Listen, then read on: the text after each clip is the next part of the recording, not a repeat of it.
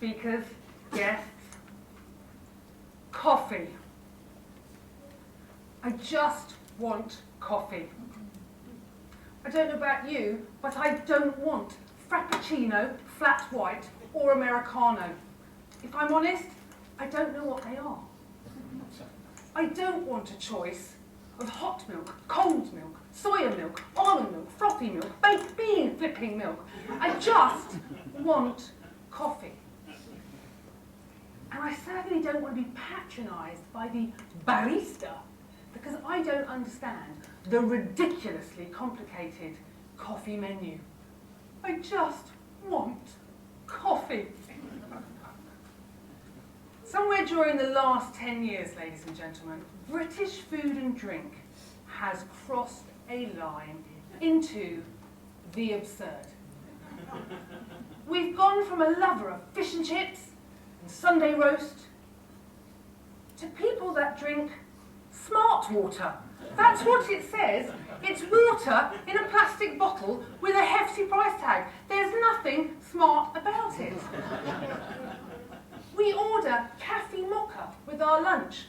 Cafe mocha. It's coffee coffee. And I've even seen a menu with bangers and puree de pomme. It's mash, and mash is mashed by any other name.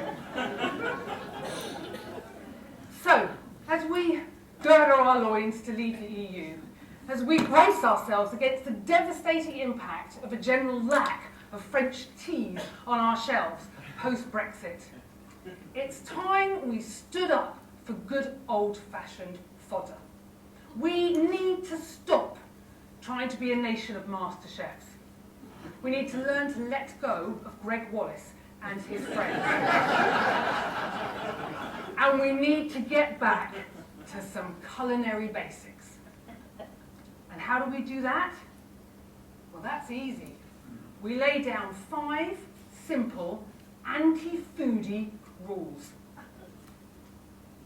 So what's rule number 1? Nothing on a menu needs to be deconstructed. Bread and butter on a plate do not a pudding make.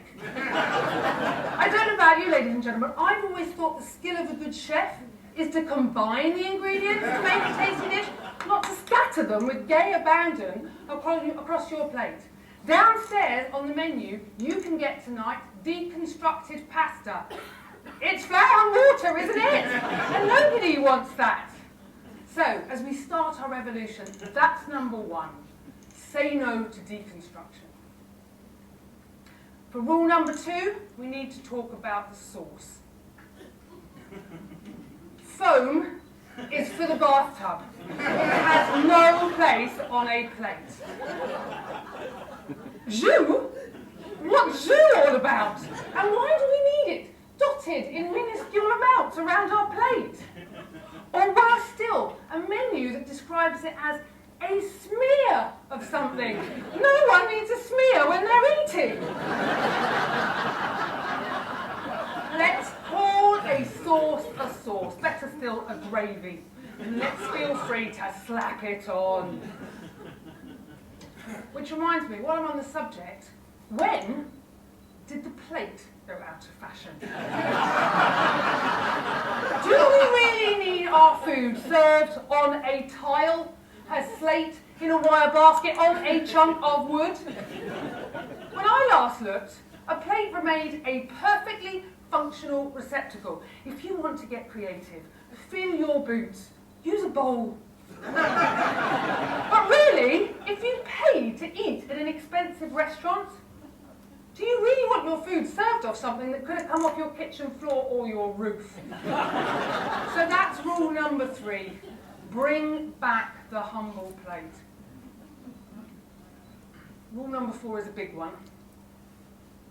Ban the food photographer. You know the one. All you've managed for your lunch is a mouldy Marmite sandwich. But they have cooked up things slimy and green with avocado and quinoa. They know that for the rest of us, we don't know what it is, we don't know how to say it, and we're pretty sure we don't know why we'd want to eat it. But regardless, they photograph their disgusting concoction and show it all across social media. Or worse still, they cook a rather bland and uninspiring lunch, and then they hashtag it.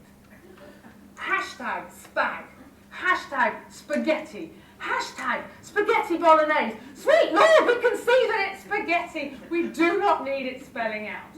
So that's rule number 4. Keep your food photographs to yourself. Which brings us neatly to rule number 5, and this is a really easy one. Let's outlaw all weird food combinations. Parmesan ice cream? Yuck! Why would you? Kale blended as a drink? Really? What's wrong with gin and tonic?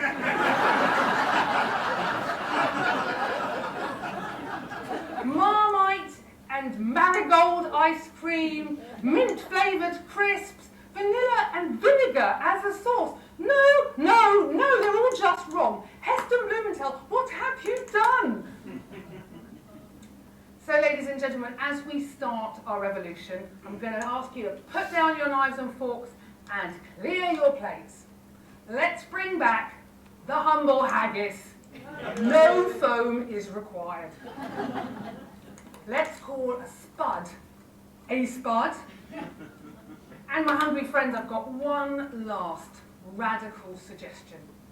Let's ban the barista, because I'm pretty sure that, like me, all you want is a normal cup of coffee with your reconstructed pud.